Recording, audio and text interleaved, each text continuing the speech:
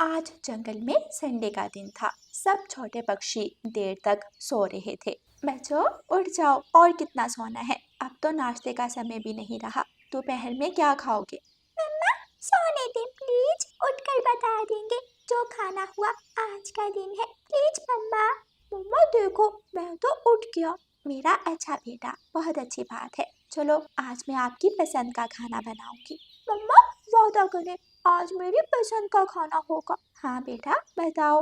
मम्मा आज मैं पिज्जा खाऊंगा। गुड़िया भी जल्दी से घोंसले से निकलती है। क्या कहा पिज्जा?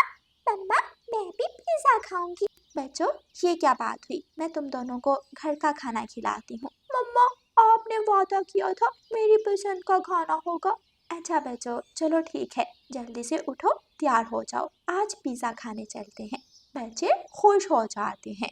रानू चिड़िया अपने बच्चों के साथ बाजार की तरफ जाती है। रास्ते में उन्हें एक बूढ़ा कबूतर दिखाई देता है। मम्मा वो देखें बूढ़े कबूतर को, शायद उनके पास सामान ज्यादा है। मम्मा हमारी टीचर कहती है बुजुर्ग पक्षियों की मदद करनी चाहिए। ठीक है मेरे बच्चों, तो चलो हम उस बूढ़े कबूतर की मदद करते हैं। रानू चिड़िया कुकू और गुड़िया के साथ कबूतर की तरफ जाती है। क्या हुआ कबूतर चाचा, आप यहाँ क्यों बैठे हो? सब ठीक तो है? हाँ बेटी, मैं थक गया हूँ। मेरे पास सामान ज्यादा है, मुझसे और नहीं उड़ा जाता। आपने जाना कहाँ है? मैं आपकी मदद कर देती हूँ। मैं होटल में काम करता हूँ। आज सामान लेने आया था, लेकिन थक कर यहाँ बैठ गया हूँ। हम भी होटल जा रहे हैं। चाचा लाए अपना सामान मुझे दें, मैं ले जाती हूँ। तुम्हारा धन्यवाद बेटी, अगर तुम मेरी मदद कर दो। रानू चिड़िया कबूतर का सामान उठा लेती है।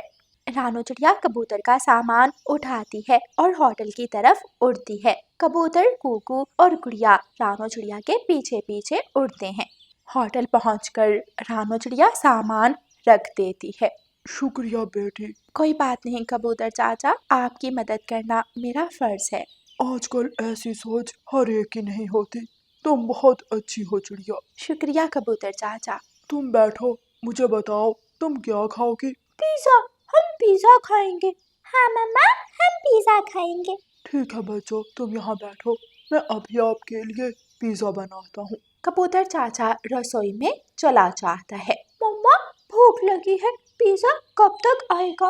मम्मा पिज्जा कब आएगा? बच्चों अब सब्र करो, पिज्जा बनने में समय लगता है। मम्मा क्या मैं वॉशरूम जाऊं? हाँ बेटा तुम चले जाओ, तब तक पिज्जा भी आ जाएगा। ठीक है मम्मा। कुकू वहाँ से चला जाता है। रानू चिड़िया और गुड़िया वहाँ ही पिज्जा बनने का इंतजार करती हैं।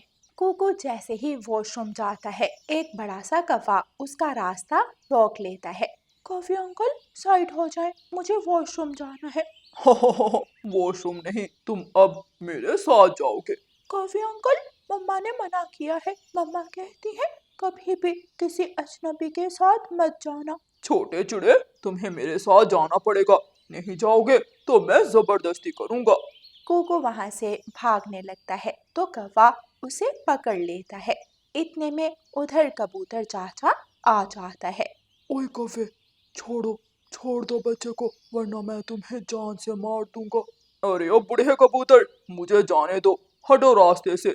तुम बाज आ जाओ, तुमने पहले भी बहुत बच्चों के साथ बुरा किया है। मैं तुम्हें कुकू के साथ बुरा नहीं करने दूंगा।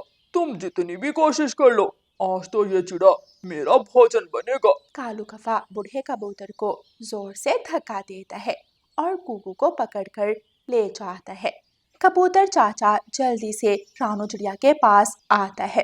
रानो बेटी, जल्दी चलो। क्या हुआ कबूतर चाचा, आप इतने घबराए हुए क्यों हैं? वो कालू कौवा कुकू को पकड़ कर ले गया। रानू चिड़िया जल्दी चलो, इससे पहले कि वो कुकू को नुकसान पहुंचाए। मुझे उसके इरादे ठीक नहीं लगते। क्या कह रहे हो कबूतर चाचा? मैं सच कह रहा हूँ रानू बेटी, मेरा बेटा ये बुलबुल तुम्हारे साथ जाएगा। मैं पुलिस को कॉल करता हूँ, तुम बुलबुल के साथ कालू के घर तक पहुँचो। गुड़िया बुलबुल और रानो चिड़िया कालू कौवे के घर की तरफ जाते हैं। कालू कौवा कुकू को लेकर अपने घर चला गया था। आगे तुम इतनी देर लगा दी, आज भी कोई भोजन मिला है कि नहीं? मिला है भोजन, आज तो मांस मिला है। मुझे आज चिड़िया का बच्चा मिला है। सच? फिर तो आज मजे से खाएंगे। हाँ, आज बहुत दिनों बाद मांस खाने को मिलेगा। लेकिन एक समस्या है। ये क्या? अब खाने के समय मसले याद आ गए। पहले भोजन करते हैं, फिर मसले याद करेंगे। अरे अकल की अंधी, ये भोजन ही असल मसला है। ये रानू चिड़िया का बेटा है। कौन रानू? और वो कोई शेर थोड़ी है जो तुम ऐसे डर रहे हो। नहीं, वो शेर नहीं, लेकिन शेर से कम भी नहीं। फिर कालू कौवा सारी बात गोरी कवि को बताता है कि कैसे वो कुकू को ला रहा था तो रास्ते में कबूतर आ गया। अरे, इस बच्चे को तुम कबूतर की दुकान से लाए हो जो पिज्जा बनाता है। उसकी बहुत दूर तक पहुंच है। हाँ, वही। पता नहीं वो कुकू को कैसे जानता था। अबे कालू, तुम भोजन लाए हो या मुसीबत? वो पुलिस ले आया तो हम दोनों जेल होंगे। चलो इसे बुरी कवि के पास छोड़ आते हैं। फिर कालू कौवा और गोरी कवि कुकू को लेकर बुरी कवि के पास जाते हैं। आओ कालू और गोरी, आज मेरी याद कैसे आई? कवि, आज एक काम है। हाँ, काम के समय ही मेरी याद आती है तुम्हें। अच्छा बोलो। मैं चिड़िया का बच्चा लाया था भोजन के लिए। वो हमें इमरजेंसी बाजार जाना पड़ा। तो हम चाहते हैं ये बच्चा आप रख लो, हम वापसी पर ले जाएंगे। अरे, खाकर खत्म करो फिर चले जाना। समय नहीं है कवि, अगर ऐसा कर सकते तो तुम्हारे पास क्यों आते। अरे, तुम क्या समझते हो कि मैंने उम्र ऐसे ही गुजार दी है? ऐसी चालाकी किसी और को दिखाना। मुझे सच बताओ। फिर कालू कौवा भूरी कवि को सारी बात बता देता है। भूरी कवि प्लीज, बस कुछ देर और है। रानू चिड़िया वापस चली गई तो मैं ले जाऊंगा। चलो ठीक है, वो चिड़िया रो धोकर चली जाएगी, वो क्या ही कर लेगी। जाओ तुम दोनों। दोनों कौवे वापस अपने घर जाकर सुकून से लेट जाते हैं। रानू चिड़िया और गुड़िया कालू कौवे के घर आती हैं। कालू, तुमने ये क्या हरकत की है? तुम्हें शर्म नहीं आई? अरे, तुम इससे क्या बात कर रही हो छोटी चिड़िया? मुझसे बात करो, जरा देखूं तो तुम में कितनी हिम्मत है। छोटी चिड़िया में हिम्मत ना हो बेशक, लेकिन एक माँ में हिम्मत जरूर है। तुम कर ही क्या लोगी? रानू चिड़िया उड़कर गोरी कवि के ऊपर बैठ जाती है। अब तुम देखो एक माँ क्या कर सकती है। रानू चिड़िया जोर जोर से गोरी कवि को चोंच मारती है और उसके पंख तोड़ने लगती है। हाय, मर गई, मर गई, मुझे छोड़ो, छोड़ो चिड़िया। इतने में कबूतर चाचा पुलिस को लेकर आ जाता है। रुक जाओ सब पक्षी रुक जाते हैं। देखें पुलिस जी, इस चिड़िया ने मुझे कितना मारा है। उल्लू, इन चालाक कौवों की बात मत सुनो। हाँ कबूतर, बात करने का कोई फायदा नहीं, इनको पानी में डुबकी देते हैं। नहीं नहीं, हमें ऐसी सजा मत दो। रानू चिड़िया, तुम्हारा बच्चा ये कालू लेकर आया था, मेरा कोई दोष नहीं। बताओ मेरा बेटा कहाँ है? फिर कालू कौवा और गोरी कवि सब बता देते हैं। एक पुलिस वाला भूरी कवि के घर जाकर कुकू को ले आता है। धन्यवाद कबूतर चाचा। अरे प्यारी चिड़िया, ये मेरा फर्ज था। फिर रानू चिड़िया कुकू और गुड़िया को लेकर वहाँ से चली जाती है और पुलिस कालू कौवे और गोरी कवि को अपहरण के अपराध में जेल ले जाती है। प्यारे दोस्तों, इस कहानी को लाइक, अपने दोस्तों के साथ शेयर और चैनल को सब्सक्राइब करना बिल्कुल मत भूलना। आपका धन्यवाद। रानू चिड़िया की ऐसी कहानियाँ सुनने के लिए YouTube सर्च बार में रानू चिड़िया की कहानी लिखें या फिर ये बटन दबाकर बोलकर कहें रानू चिड़िया की कहानी। कुकू खेलने के बाद अपने घर की तरफ जा रहा था। जाते जाते उसे शाम हो जाती है। थोड़ा थोड़ा अंधेरा छा रहा था। कुकू उड़ता हुआ जा रहा था कि एक काले रंग का साया झाड़ियों से निकलकर आता है और कुकू को पकड़कर ले जाता है। रात हो गई है, ना जाने कुकू अभी तक घर क्यों नहीं आया। पहले तो कभी ऐसा नहीं हुआ। रानू चिड़िया घर से बाहर निकलती है और कुकू को इधर उधर देखने लगती है। रानू चिड़िया परेशान हाल कभी इधर जाती तो कभी उधर जाती, मगर कुकू उसे कहीं भी दिखाई नहीं देता। कुकू, कुकू, कहाँ हो तुम? कुकू, तुम्हारी मम्मा तुम्हें ढूंढ रही है। कुकू बेटा, कहाँ हो तुम? रानू चिड़िया बेचैन इधर उधर घूम रही थी। कीकी और छोटे मिठू से पूछ कर आती हूँ, वो भी कुकू के साथ ही खेलने के लिए जाते हैं। रानो चिड़िया कबूतर के घर जाती है। कीकी बेटा, क्या कुकू आपके साथ था? जी रानो आंटी, हम तो शाम होते ही घर आ गए थे और कुकू भी घर के लिए निकल गया था। तो फिर कुकू कहाँ गया? वो तो घर आया ही नहीं।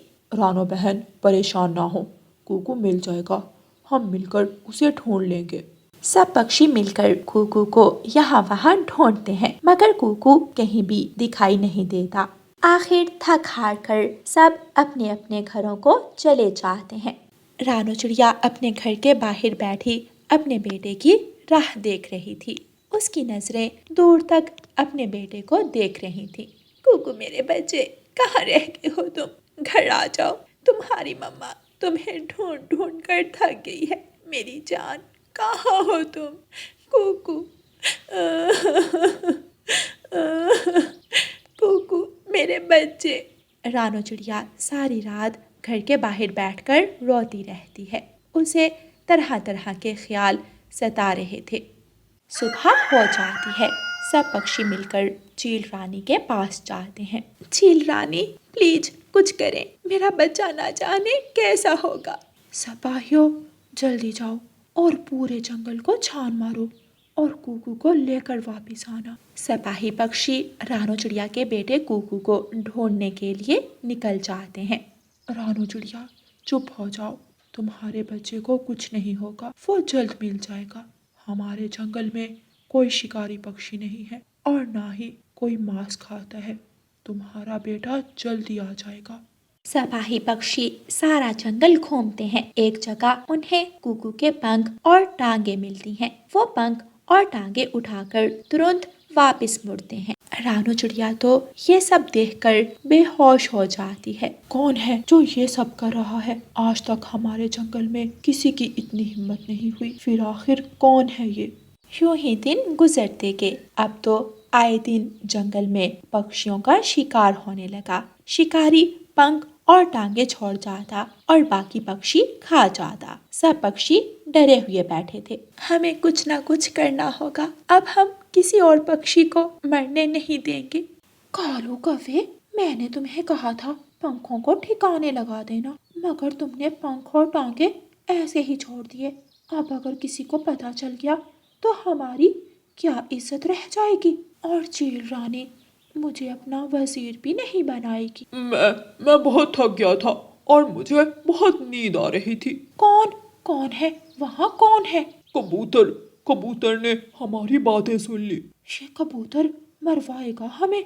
इससे पहले हम उसे ही मार देंगे।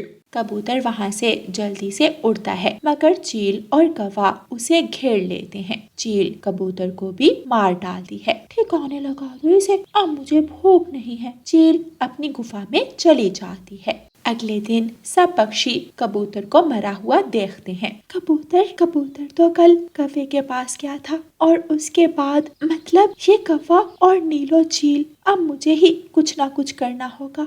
रानो चिड़िया सब पक्षियों और चील रानी को नीलो चील और कालू कौवे के बारे में बताती है।